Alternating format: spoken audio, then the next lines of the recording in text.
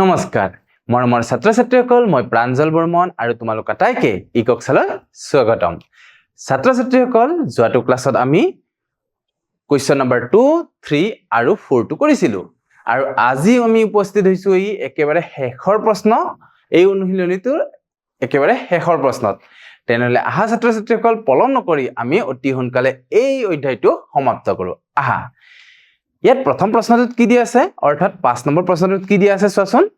5 number প্ৰশ্নটোত দিয়া আছে যে কোন মাপক ব্যৱহাৰ নকৰাকৈ কি কৰিব দিছে তলত দিয়া জোখৰ একোটাকৈ কোণ অঙ্কন কৰিব দিছে আৰু তাৰ কাৰণে আমি কি কৰিম অঙ্কন কৰিব দিছে চোৱাচোন 60 ডিগ্ৰী কোণ অঙ্কন কৰিব দিছে তাৰ বাবে প্ৰথমতে আমি ৰশ্মিডাল অঙ্কন কৰি লও তো ইয়া আমি ৰশ্মিডাল অঙ্কন কৰি ললো আৰু ৰশ্মিডাল অঙ্কন কৰাৰ পিছত আমাক দৰকাৰ হ'ব এতিয়া কম্পাছৰ কাৰণে আমি ল'ব লাগিব কম্পাছডাল আৰু কম্পাছডাল আহিলে এই কম্পাছডাল আমি ব্যৱহাৰ কৰিম ইয়াত প্ৰথমতে নামকৰণ কৰি লোৱা ৰশ্মিডালৰ ধৰিলো মই ইয়াত নাম দিলো O আৰু ইয়াত নাম দিলো A OA এটা O বিন্দুত কেন্দ্ৰ কৰি কি কৰিম মই এক নিৰ্দিষ্ট ব্যাসাৰ্ধৰ এটা বৃত্তচাপ আঁকিম বৃত্তচাপটো অলপ ডাঙৰকৈ আঁকিবা তেতিয়া তোমাৰ কি হ'ব অলপ সুবিধা হ'ব এতিয়া একে সমান ব্যাসাৰ্ধ লৈ অৰ্থাৎ এই বিন্দুটো যেটো বৃত্তচাপ আঁকিলো এই বৃত্তচাপটোৱে কি কৰিছে OA ৰশ্মিডালৰ অন্য এটা বিন্দু বিত কটাকটি কৰিছে আৰু এই বিত কেন্দ্ৰ কৰি এবাৰ আমি কি কৰিম একে সমান ব্যাসাৰ্ধ লৈ চোৱাচোন মই কম্পাছডালৰ ব্যাসাৰ্ধ সলনি কৰা নাই নকৰাকৈ অন্য এটা বৃত্তচাপ অঙ্কন কৰিম তো এনে ধৰণে বৃত্তচাপ এটা অঙ্কন কৰিম তাৰ পিছত মই কম্পাছডাল আঁতৰাই দিম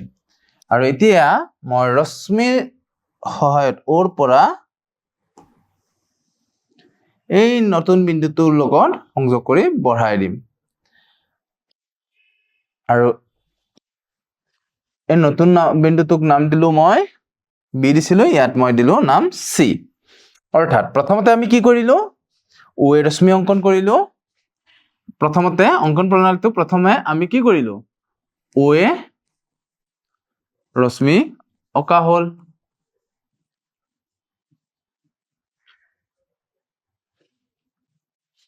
তাৰ পিছত আমি কি কৰিলো এক নিৰ্দিষ্ট ব্যাসাৰ্ধৰ O বিন্দুক কেন্দ্ৰ কৰি এটা বৃত্তচাপ অঙ্কন কৰা হল তো O কেন্দ্ৰ কৰি এক নিৰ্দিষ্ট ব্যাসাৰ্ধৰ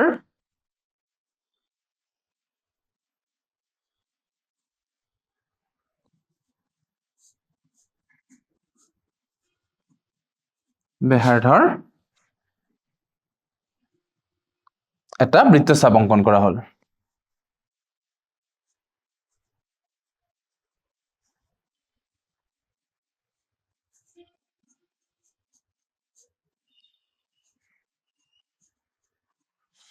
বৃত্তচাপ অকা হল এই বৃত্তচাপে কি বিন্দুত কাটিছে সি আৰু বি বিন্দুত কাটিছে এই বৃত্তচাপে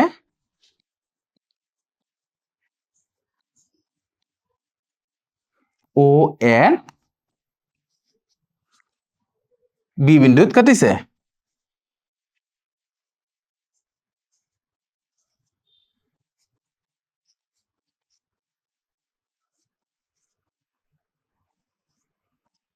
বি বিন্দুত কাটিছে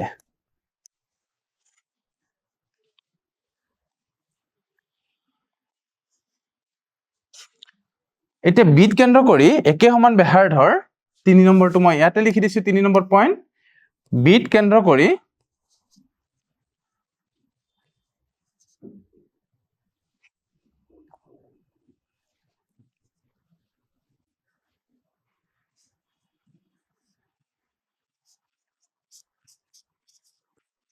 একে সমান ব্যাসাৰ্ধৰ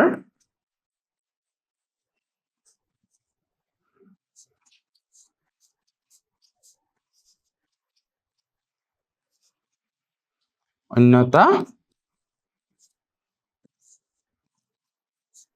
বৃত্তচাপ অঁকা হ'ল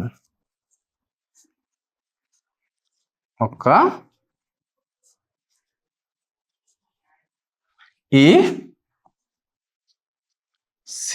চিত কাটিছে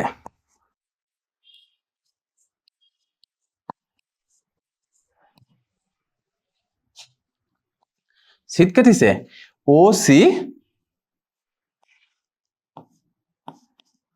যোগ কৰা হ'ল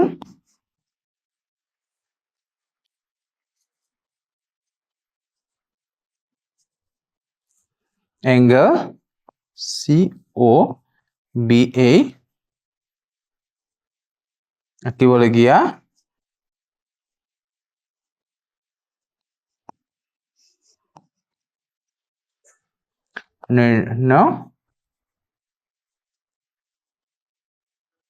কোন এতেকে এংগল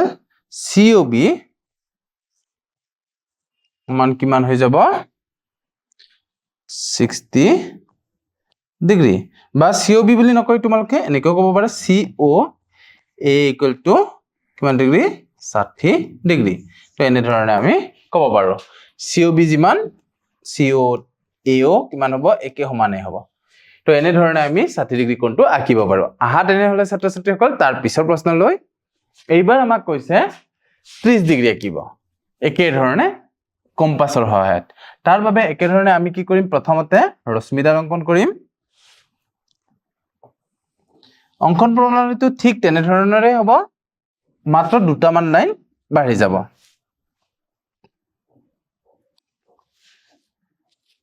প্ৰথমতে আমাক লাগিব কম্পাছ কম্পাছৰ সহায়ত আমি কি কৰিম প্ৰথমতে এইটো নামাকৰণ কৰি লোৱা ইয়াত নাম দিছিলো মই O ইয়াত নাম দিছিলো মই A গতিকে প্ৰথমতে আমি কি কৰিম O বিন্দুত কেন্দ্ৰ কৰি আগৰ নিচিনাকৈ 60 ডিগ্ৰী কোণটো আঁকি ল'ব লাগিব যিকোনো এটা ব্যাসাৰ্ধৰ এটা বৃত্তচাপ একে সমান ব্যাসাৰ্ধ লৈ ইয়াত ধৰি ললো মই নাম দিলো B এইবাৰ আমি কি কৰিম B বিন্দুত কেন্দ্ৰ কৰিম বিত কেন্দ্ৰ কৰি অন্য এটা বৃত্তচাপ অঙ্কন কৰিম আৰু ইয়াক নাম দিম C এতিয়া আমাক আঁকিব দিছে কি 30 ডিগ্ৰী তাৰ কাৰণে আমি কি কৰিম এইটো বঢ়াই দিব পাৰা তো এইটো অকনমান বঢ়াই দিলো ইপিনে আৰু একে সমান ব্যাসাৰ্ধ লৈ আমি এবাৰ সিৰ পৰা এইটো আসলতে আধাতকৈ বেছি হলে হৈ যায় কিন্তু মই একে সমান লৈছো এই কাৰণে তেতিয়া আমাৰ আৰু সোনকালে হৈ যাব এতিয়া এই নতুন বিন্দুটো প্ৰথমতে নামাকৰণ কৰি লোৱা C আৰু ইয়াক মই নাম দিলো D এতিয়া চোৱা এতিয়া আমি এই O আৰু D বিন্দুটো সংযোগ কৰি দিয়া O আৰু D বিন্দুটো সংযোগ কৰি দিয়া আৰু কম্পাছডাল নালাগে এতিয়া আৰু আমাক এই যেটো কোণ পাম আমি এই যেটো কোণ পাম এইটো কিমান ডিগ্ৰী হ'ব 30 ডিগ্ৰী হ'ব ইয়াত এংগেল এটুক যদি মই নাম বেলেগ এটা যদি ইয়াতে দিয়া ই যদি দিয়া EOA is equal to কিমান হ'ব 30 ডিগ্ৰী বা এংগেল DOB বুলিও ক'ব পাৰা DOB বা DOA AOD এইবিলাকো কিমান হ'ব 30 ডিগ্ৰী হ'ব মুঠতে এই কোণটো কিমান ডিগ্ৰী হ'ব 30 ডিগ্ৰী হ'ব আৰু এটো সমানে দুভাগত ভাগ হৈ যাব বুজি পাইছা ছাত্ৰ ছাত্ৰীসকল এনে ধৰণে আমি 30 ডিগ্ৰী কোণ এটা অঙ্কন কৰিব পাৰো কম্পাছ আৰু স্কেলৰ সহায়ত আহাচোন এই যেটো মই টানিছো ইয়াত বৰ্ডৰ কাৰণেহে আমি সহজতে আঁকিব পাৰিছো তোমালোকে স্কেলেৰে টানি দিলে হল লাইনটো আহা তেনে হলে ছাত্ৰ ছাত্ৰীসকল তাৰ পিছৰ প্ৰশ্নটো লৈ যাও ইয়াত চোৱা আমাক দিছে 15 ডিগ্ৰী তো 15 ডিগ্ৰী হলেও আমি প্ৰথমতে 30 ডিগ্ৰী বনাই ল'ব লাগিব তাৰ বাবে আমি প্ৰথমতে কি কৰিম ৰশ্মিডাল অংকন কৰি লম ৰশ্মিডাল অংকন কৰি ইয়াক নামাকৰণ কৰিম কি বুলি নামাকৰণ কৰিলো মই ও এ এতিয়া আমাক লাগিব কম্পাছডাল আৰু কম্পাছডাল আহি পৰিল এটা আমাৰ কম্পাছ আৰু কম্পাছৰে কি কৰিম আমি ও বিন্দুত কেন্দ্ৰ কৰি এক নিৰ্দিষ্ট ব্যাসাৰ্ধৰ এটা বৃত্তচাপ অংকন কৰিম এতিয়া একে সমান ব্যাসাৰ্ধ লৈ এবাৰ এই বিন্দুটোত যাম তোমালোকে আগৰ স্টেপখিনি ৰিপিট কৰিলেই হ'ল আগৰ স্টেপখিনি ৰিপিট কৰি গৈ থাকা এইটো অকণমান বঢ়াই দিও আমি এতিয়া আমি একে সমান ব্যাসাৰ্ধ লৈ এই বিন্দুটোত আহিম আৰু এটা বৃত্তচাপ অংকন কৰিম এতিয়া এই বৃত্তচাপটো অংকন কৰি প্ৰথমতে এইটো আমি জয়েন কৰি লম জয়েন কৰিলে কেনেকৈ পাম এটুক যদি আমি নামাকৰণ এতিয়ালৈ কৰা নাই এটু প্ৰথমতে যোগ কৰি লম এখিনি কিমান আছিলে 30 ডিগ্ৰী আছিলে ইয়াৰ আধাতকৈ বেছি ব্যাসাৰ্ধ লৈ এখিনি আছিলে ইয়াতকৈ আধাতকৈ বেছি ল'ব লাগিব আমি এনে ধৰণে আৰু এনে ধৰণে আমি বৃত্তচাপটো অংকন কৰিব পাৰো আৰু ইয়াৰ পৰা আমি এটো সংযোগ কৰি দিলে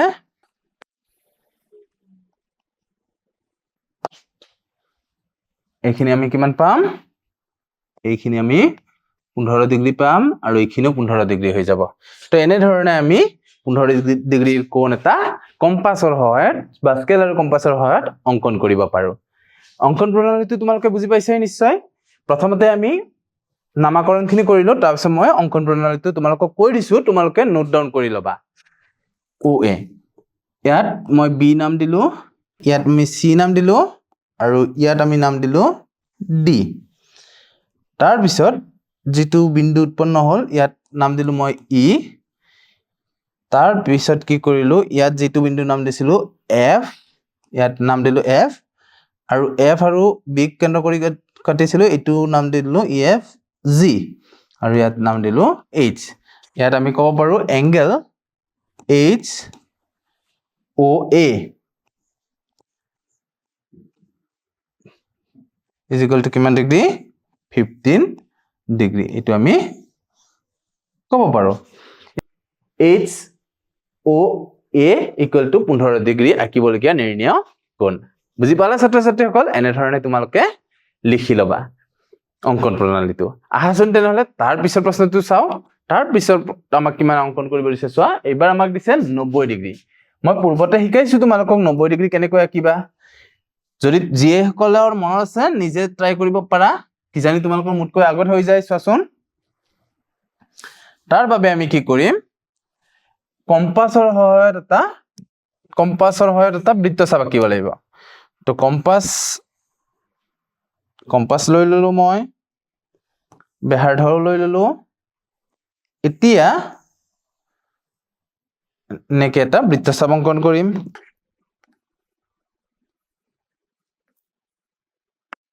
একে সমান বৃত্তচাপ এই বিন্দুটোৰ পৰা আঁকিব লাগিব এয়া হৈ গল 60 ডিগ্ৰীৰ কাৰণে অকা চাপটো তাৰ পিছত আমি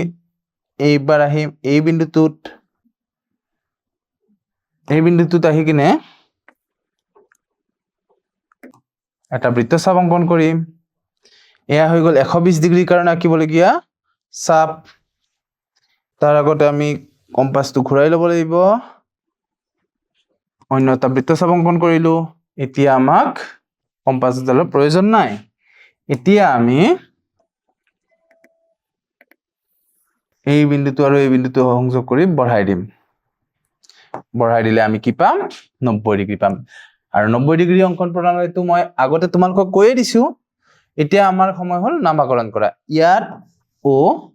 আৰু ইয়াত মই নাম দিলো এ আৰু ইয়াত নাম দিলো মই বি এই বিন্দুটোক নাম দিলো সি এই বিন্দুটোক নাম দিলো মই ডি এতিয়া ডি টো যেটা বঢ়াই দি কিনে যি দুটা বৃত্তচাপ অংকন কৰিছো এইটোক নাম দিলো ই আৰু বঢ়াই দি ইয়াত নাম দিলো F angle FOA angle FOA is equal to কিমান হ'ব 90 ডিগ্ৰী যদি তোমালোকক অঙ্কন প্ৰণালী লিখিব দিয়ে যি ধৰণে আমি প্ৰথম ষ্টেপৰ পৰা শেষৰ ষ্টেপলৈকে কৰিছো তেনে ধৰণে তোমালোকে লিখিবা যেনেকৈ ইয়াত আমি কি কৰিছো প্ৰথমতে AOA ৰশ্মিডাল অঙ্কন কৰিছো O বিন্দু কেন্দ্ৰ কৰি এটা বৃত্তচাপ অঙ্কন কৰিছো এই বৃত্তচাপে OA B বিন্দুত কাটিছে B বিন্দুত কেন্দ্ৰ কৰি একে সমান বৃত্তচাপ লৈ অন্য এটা বৃত্তচাপ অঙ্কন কৰিলো ই C বিন্দুত কাটিছে এবাৰ আমি C বিন্দুত কেন্দ্ৰ কৰি একে সমান ব্যাসাৰ্ধ লৈ অন্য এটা বৃত্তচাপ অঙ্কন কৰিলো এই বৃত্তচাপে আগৰ বৃত্তচাপটোক D বিন্দুত কাটিছে এইবাৰ আমি D বিন্দুত কেন্দ্ৰ কৰি অন্য এটা বৃত্তচাপ অঙ্কন কৰিলো একে সমান ব্যাসাৰ্ধৰ আৰু এই বৃত্তচাপে ই বিন্দু উৎপন্ন কৰিছে OA সংযোগ কৰি বঢ়াই দিয়া হল বিন্দুলৈ angle FOA equal to 90 degree পোৱা গল বা FOA ইকুৱেল টু এক সমকোণ আহা তেনে হলে ছাত্ৰ ছাত্ৰীসকল তাৰ পিছৰ প্ৰশ্নটো লৈ যাও এইবাৰ আমাক দিছে 120 ডিগ্ৰী আঁকিবলৈ ইতিমধ্যে আমি আঁকিলোৱে আহা তেনে হলে অতি সহজে আমি 120 ডিগ্ৰীটো আঁকিলো তো প্ৰথমতে আমি ৰশ্মিডাল অঙ্কন কৰিলো ৰশ্মিডালক নামাকৰণ কৰিম OA বুলি এতিয়া আমি কম্পাছৰ সহায়ত কি কৰিম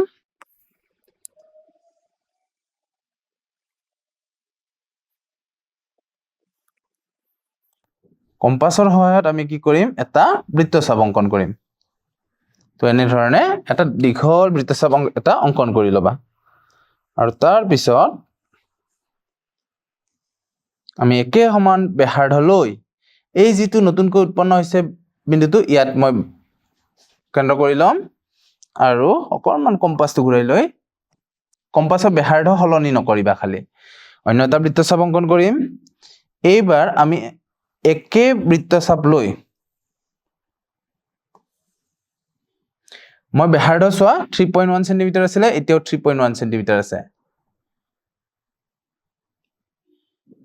ইয়াত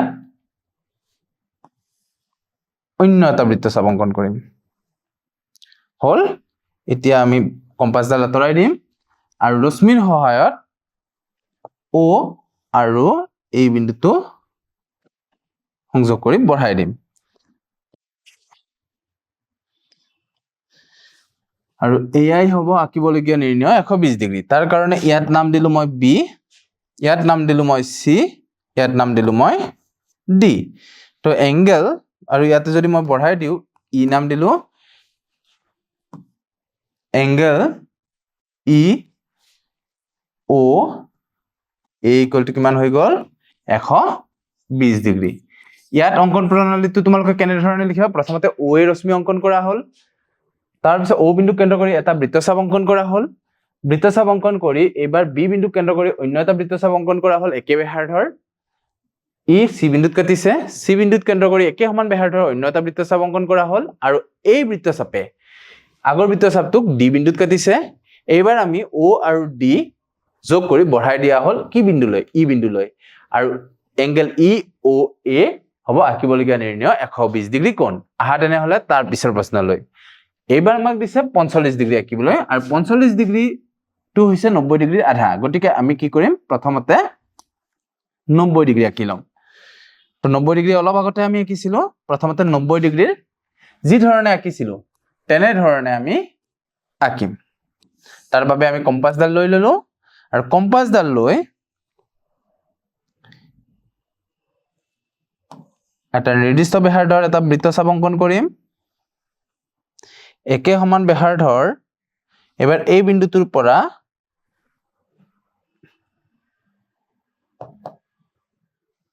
এটা বৃত্তচাপ অঙ্কন কৰিলো তাৰ পিছত এইবাৰ একে সমান ব্যাসাৰ্ধৰ অন্য এটা বৃত্তচাপ অঙ্কন কৰিম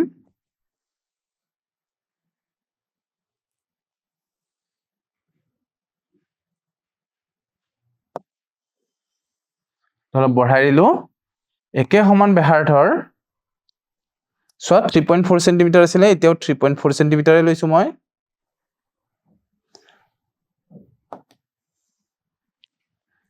এইটো অন্য এটা বৃত্তচাপ অংকন কৰিলো এতিয়া আমি কি কৰিম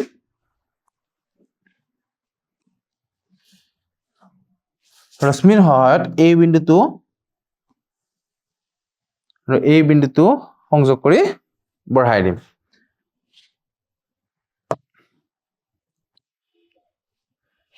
এতিয়া ইয়াক নামাকৰণ কৰিম নামাকৰণ ইয়াত যদি মই O দিছিলো ইয়াত মই দিম A ইয়াত দিলো মই B এইটো বিন্দুৰ নাম হৈ গল C এইটো বিন্দুৰ নাম হল D এইটো বিন্দুৰ নাম হল E আৰু এইটো বিন্দুৰ নাম হল F হৈ গল আৰু ইয়াত এটা বিন্দু আছে নহয় বিন্দু উৎপন্ন হৈছে ইয়াক নাম দিও আমি G এটা G আৰু B বিন্দু পুনৰ কেন্দ্ৰ কৰি G আৰু B বিন্দু পুনৰ কেন্দ্ৰ কৰিবা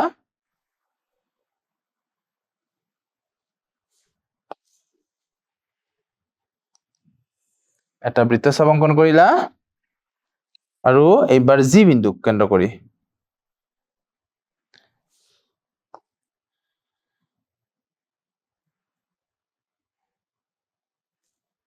G বিন্দু কেন্দ্ৰ কৰি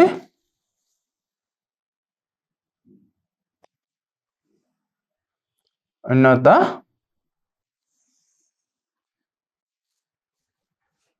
এতিয়া আমি কি কৰিম O আৰু এই বিন্দুটো যে আছিল এই নতুনকৈ উৎপন্ন হোৱা বিন্দুটো সংযোগ কৰি বঢ়াই দিম এতিয়া ইয়াত নাম দিম আমি G লকে দিছিলো ইয়াত নাম দিলো H আৰু ইয়াতে নাম দি দিলো ধৰিলা মই P দিলো গটিকে আঁকিব লগিয়া এটেকে এংগেল P এইখিনি কিমান পাম আমি 45 ডিগ্ৰী POA